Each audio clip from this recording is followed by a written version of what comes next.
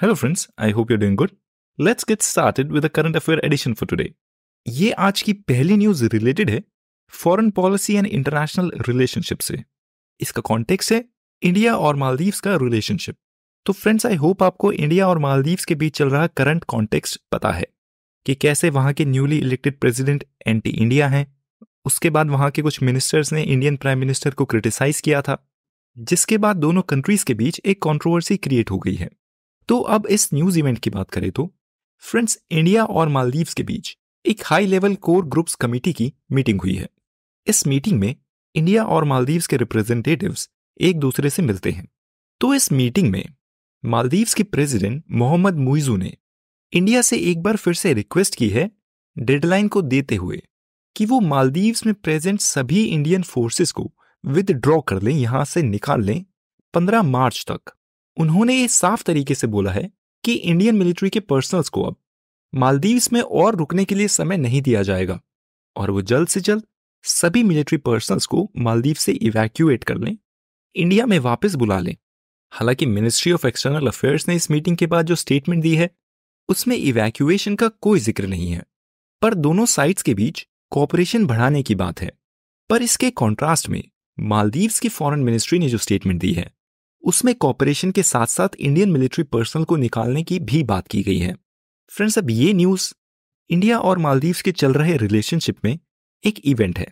अब दोनों साइड्स के बीच में जो भी होता है, this remains to be seen. क्या इंडिया अपने मिलिट्री पर्सनल्स को वहां से इवैक्यूएट करेगी या फिर इंडिया कोई डिप्लोमेटिक सॉल्यूशन ढूंढेगी? This remains to be seen and we will keep following it. Friends, ये नेक्स्ट न्यूज एक माइनर न्यूज है और पॉलिटिकल न्यूज है, but still we'll mention it. India की major opposition party Indian National Congress के leader Rahul Gandhi ने एक बार फिर से भारत जोड़ो न्याय यात्रा को शुरू कर दिया है। ऑपोजिशन का ये कैंपेन मणिपुर से मुंबई तक होगा और इसकी टोटल लेंथ 6,713 किलोमीटर होगी। ये नेक्स्ट न्यूज रिलेटेड है इंडियन इकोनॉमी से। इसका कॉन्टेक्स्ट है इंडिया में इन्वेस्टमेंट्स। तो फ्रेंड्स, फाइनेंशियल ईयर 2023 के फोर्थ क्वार्टर में इंडिया में इन्वेस्टमेंट्स काफी कम हुई हैं। फ्रेंड्स, इस फाइनेंशियल ईयर के थर्ड क्वार्टर में इंडिया में इन्वेस्टमेंट्स काफी कम हुई हैं। मतलब अक्टूबर, नवंबर, दिसंबर के पीरियड में इंडिया में इन्वेस्टमेंट्स काफी कम हुई हैं। इस साल के तीसरे क्वार्टर में हुई इन्वेस्टमेंट्स उससे पिछले क्वार्टर के कंपैरिजन में 50% कम है। पब्लिक कैपिटल एक्सपेंडिचर में 60% कमी हुई है और प्राइवेट सेक्टर से होने वाली इन्वेस्टमेंट्स में 35% कमी हुई है।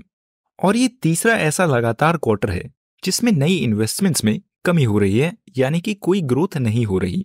और इन इन्वेस्टमेंट्स में हो रहे गिराव को एट्रीब्यूट किया जा रहा है, यानी कि उसके रीजन को दिया जा रहा है इस साल मॉनसून में कमी होना और अब कुछ महीनों बाद लोकसभा का भी इलेक्शन होना।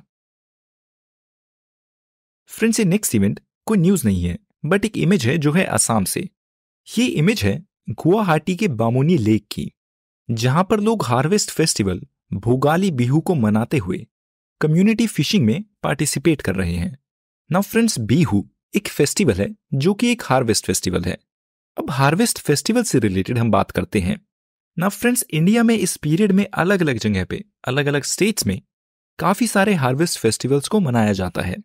अब हम उन हार्वेस्ट फेस्टिवल्स की बात करते हैं। फ्रेंड्स, आज पोंगल है जिसको जनरली तमिल्स सेलिब्रेट करते हैं। कुछ दिनों पहले लोहड़ी था जिसको नॉर्दर्न इंडिया में सेलिब्रेट किया जाता है। असम में जो हार्वेस्ट फेस्टिवल है वो है बिहू और उड़ीसा के हार्वेस्ट फेस्टिवल का नाम है नुआखाई। और इंडिया के नॉर्थ ईस्ट में लोकेटेड मेघालय में भी एक हार्वेस्ट फेस्टिवल मनाया जाता है जिसका नाम है वंगाला। ये सभी डिटेल्स नोट्स में भी प्रेजेंट है। नोट्स में आप आज के न्यूज़पेपर समरी को एक्सेस करके इन सब नोट्स को पढ़ सकते हैं। नोट्स की डिटेल्स डिस्क्रिप्शन में लिंक्ड है, आप वहां से नोट्स को एक्सेस कर लें। फ्रेंड्स, ये नेक्स्ट न्यूज रिलेटेड है मिनिस्ट्री ऑफ ट्राइबल अफेयर्स से। इसका कॉन्टेक्स्ट है प्राइम मिनिस्टर जनमन स्कीम। तो पहले हम प्राइम मिनिस्टर जनमन स्कीम की ही बात करते हैं। प्रधानमंत्री जनजाति आदिवासी न्याय महाअभियान की, एब्रिवेटेड एज पीएम जनमन। इस स्कीम की मिनिस्ट्री है मिनिस्ट्री ऑफ ट्राइबल अफेयर्स। इस स्कीम का बजट है 24,000 करोड़ रुपए और ये scheme particularly vulnerable tribal groups PVTG development mission का एक पार्ट है और ये scheme particularly vulnerable tribal groups PVTG development mission का एक कंपोनेंट है।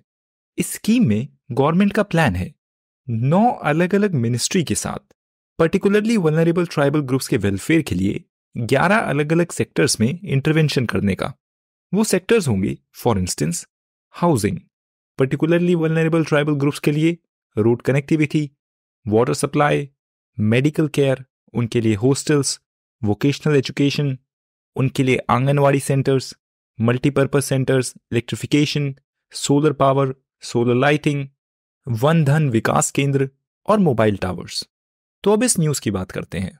तो कल इस पीएम जनमन पैकेज में पर्टिकुलरली वल्नरेबल ट्राइबल ग्रुप्स के बेनिफिशियरीज के लिए 540 करोड़ रुपए की इंस्टॉलमेंट को रिलीज कर दिया गया है। ये इंस्टॉलमेंट पीवीटीजी ग्रुपिंग के लिए होगी ताकि उनके लिए प्रधानमंत्री आवास योजना के तहत घर बनाए जा सकें। फ्रेंड्स, ये नेक्स्ट न्यूज रिलेटेड है इंटरनेशनल करंट अफेयर से। इसका कॉन्टेक्स्ट है ताइवान में अभी रिसेंटली हुए इलेक्शंस और उनका रिजल्ट। तो पहले हम उन इलेक्शन रिजल्ट्स की बात करते हैं। तो फ्रेंड्स, ताइवान में इलेक्शन हुए थे जैसे इंडिया में होने वाले हैं अभी कुछ दिनों बाद, और उन इलेक्शंस में ताइवान के इस समय एग्जिस्ट कर रहे प्रेसिडेंट लाई चिंग-ती की एक बार फिर से तीसरी बार लगातार जीत हुई है। ये व्यक्ति लाई चिंग-ती प्रो सॉवरेनिटी हैं, मतलब ये चाहते हैं कि ताइवान चाइना से इंडिपेंडेंट हो जाए। अब चाइना ने इन प्रेसिडेंट की जीत को ताइवान के लिए सीवियर डेंजर बोलकर डिस्क्राइब किया है और बोला है कि ताइवान अगर चाइना से अलग होने की कोशिश करता है, if China tries to gain independence, तो उनको हार्श पनिशमेंट दी जा सकती है।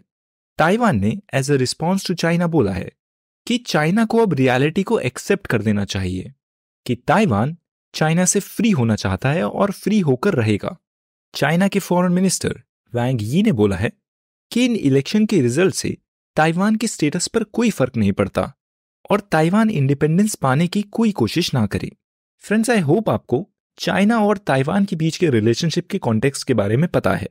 फ्रेंड्स, पिछले साल ही जब यूनाइटेड स्टेट्स से नैन्सी पेलोसी ने ताइवान में विजिट किया था, उससे एक काफी बड़ी कंट्रोवर्सी क्रिएट हो गई थी, क्योंकि चाइना ऐसा बिल्कुल भी नहीं चाहता कि ताइवान और उसके रिलेशनशिप में कोई और मेजर पावर इंटरवीन करे। पर ताइवान में आए इन रिजल्ट्स के बाद अब यूनाइटेड स्टेट्स की एक अनऑफिशियल डेलीगेशन, जिसको प्रेसिडेंट बाइडेन ने भेजा है, वो ताइवान में विजिट करेगी। अब इस इवेंट में भी जो भी अपडेट्स होते हैं, we'll keep following it.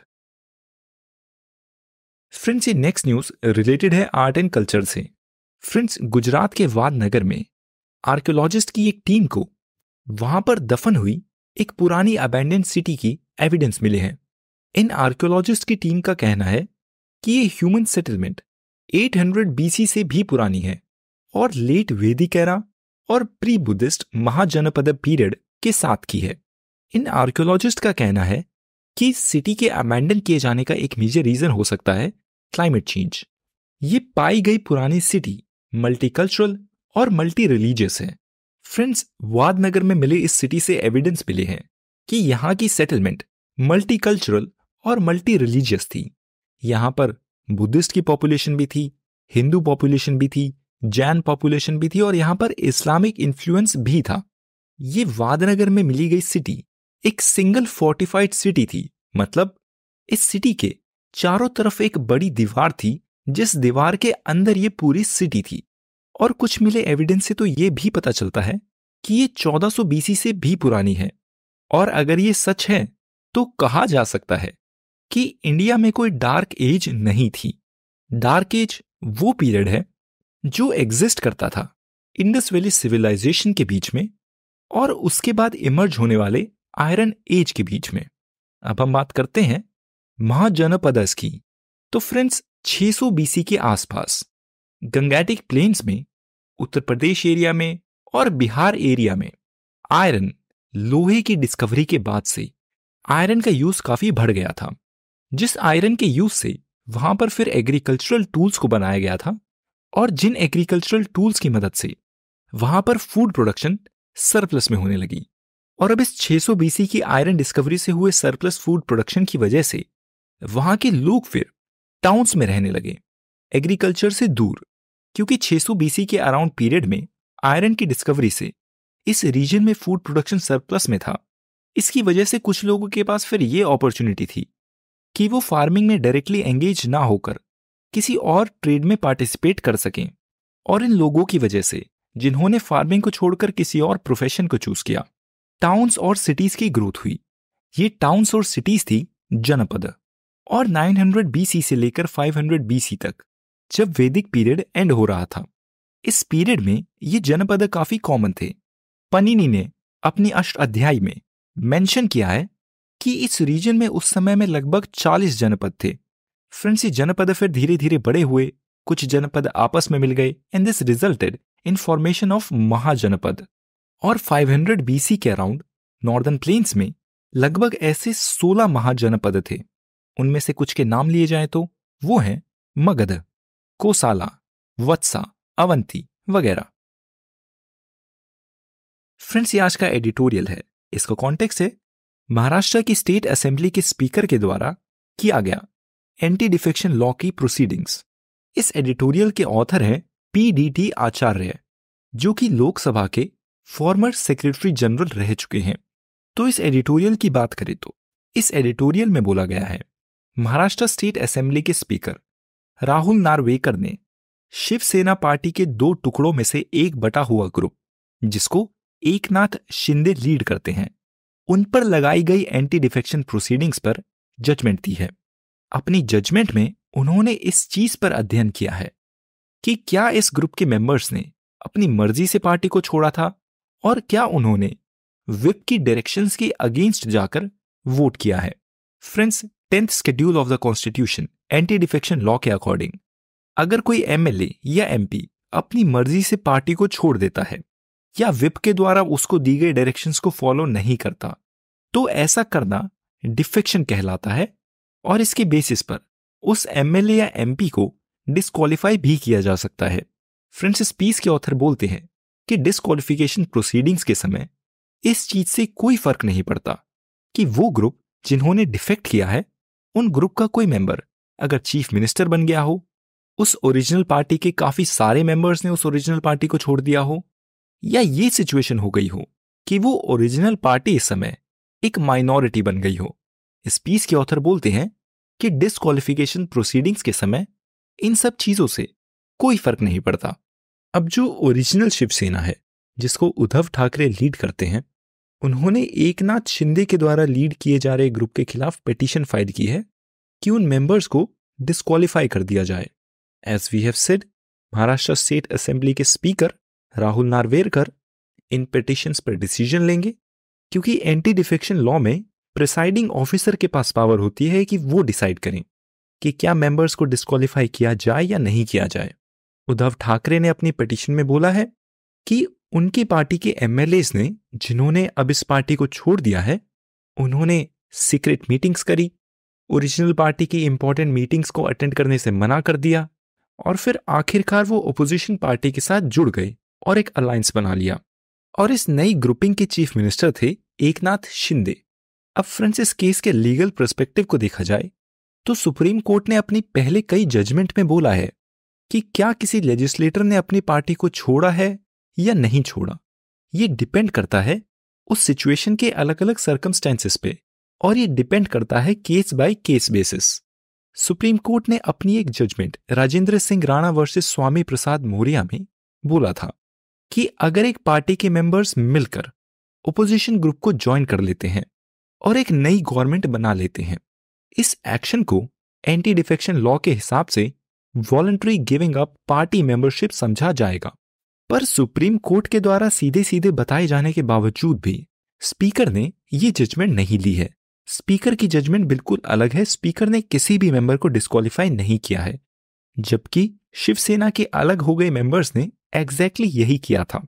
Friends, anti defection law को जब पास किया गया था तब उसमें एक स्प्लिट प्रोविजन था। मतलब अगर किसी पार्टी के 1/3 मेंबर्स अपनी पार्टी से अलग होना चाहते हैं तो वो हो सकते हैं। उस केस में वो डिस्क्वालीफाइड नहीं कहलाएंगे। पर 2003 में पास किए गए 91st कॉन्स्टिट्यूशनल अमेंडमेंट एक्ट में इस स्प्लिट प्रोविजन को एंटी डिफेक्शन लॉ से हटा दिया गया था। फिलहाल एंटी डिफेक्शन लॉ में केवल एक एग्जेम्पशन है और वो है मर्जर। यानी कि अगर एक पार्टी के 2/3 मेंबर्स अपनी पार्टी से अलग होकर किसी और पार्टी को ज्वाइन करते हैं, वो मर्जर कहलाएगा। उस केस में उन मेंबर्स पर एंटी डिफेक्शन प्रोसीडिंग्स लागू नहीं होंगी। सुप्रीम कोर्ट ने पिछले साल अपनी दी गई जजमेंट में शिवसेना पार्टी के इन मेंबर्स के अलग होने को स्प्लिट बोलकर डिस्क्राइब किया था। कहा था कि ये एक स्प्लिट है, और क्योंकि ये स्प्लिट है, ये मेंबर्स डिस्क्वालिफिकेशन के लिए लायबल है, मतलब इनको डिस्क्वालीफाई किया जा सकता है। फ्रांसिस पीस के ऑथर बोलते हैं कि महाराष्ट्र असेंबली के स्पीकर ने यह पता लगाने की कोशिश की कि शिवसेना के 2 ग्रुप में से रियल शिवसेना कौन है। इस पीस के ऑथर बोलते हैं कि स्पीकर का यह मैंडेट था ही नहीं, स्पीकर को ऐसा करने की कोई जरूरत थी ही नहीं, उनका ये काम ही नहीं था। 10th शेड्यूल के अंदर, एंटी डिफेक्शन लॉ के अंदर स्पीकर को जो पावर दी गई है, उन पावर में स्पीकर की ये ड्यूटी है ही नहीं कि वो ये पता लगाएं कि रियल पार्टी कौन सी है। ये पता लगाना कि रियल पार्टी कौन सी है, ये काम है इलेक्शन कमीशन ऑफ इंडिया का। स्पीकर की एक सिंपल सीधी सादी रिस्पॉन्सिबिलिटी है, ये पता लगाना कि ओरिजिनल पार्टी कौन सी थी जिस पार्टी को छोड़ा गया है, जिस पार्टी में से डिफेक्शन हुआ है, केवल ये पता लगाना। और 10th शेड्यूल में इसकी सीधी सीधी डेफिनेशन है। 10th शेड्यूल में ये मेंशन है कि मेंबर्स उस पार्टी से बिलोंग करेंगे जिस पार्टी ने उन्हें इलेक्शन में टिकट दी थी। और अगर फिर इस बेसिस पे देखा जाए कि रियल शिवसेना कौन सी है, फिर कोई डाउट नहीं बचता, रियल शिवसेना है जिसको उद्धव ठाकरे लीड करते हैं। फ्रांसिस पीस के ऑथर बोलते हैं कि स्पीकर का एक और डिसीजन जिसमें उन्होंने ये बोला है कि चीफ व्हिप कौन है, उनका ये डिसीजन भी सुप्रीम कोर्ट की फाइंडिंग से अलग है। महाराष्ट्र स्टेट असेंबली के स्पीकर ने अपनी रिसेंटली दी गई जजमेंट में बोला है कि एकनाथ शिंदे के ग्रुप से बिलोंग करने वाले भारत गगा वाले चीफ व्हिप हैं, पर उनका ये डिसीजन भी इलीगल है और गलत है। सुप्रीम कोर्ट ने पिछले साल अपनी दी गई जजमेंट में ये सीधा सीधा बोला था कि अजय चौधरी जिन्होंने डिफेक्ट नहीं किया है वो चीफ व्हिप हैं। फ्रांसिस पीस के ऑथर बोलते हैं कि सुप्रीम कोर्ट के द्वारा सीधे सीधे जजमेंट दिए जाने के बावजूद भी महाराष्ट्र स्टेट असेंबली के स्पीकर का ये पता लगाना कि दोनों ग्रुप में से रियल शिवसेना है कौन, ये गलत है। ये उनका काम ही नहीं था, ये पता लगाने की उनके पास अथॉरिटी थी ही नहीं।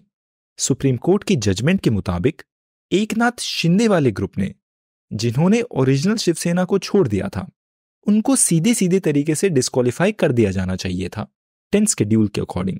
स्पीकर ने वो काम किया है जो काम इलेक्शन कमीशन ऑफ इंडिया का था, और जिस मैटर पे उनको जजमेंट देने का कोई अधिकार था ही नहीं। फ्रेंड्स, अब इस केस को सुप्रीम कोर्ट में दोबारा से चैलेंज किया गया है। इसमें जो भी होता है we'll follow it up. Now that's all for today friends. कल कोई न्यूज़पेपर का एडिशन नहीं है क्योंकि आज पोंगल है। See you day after tomorrow. Goodbye, have a nice day. Goodbye, have a nice day. Goodbye, have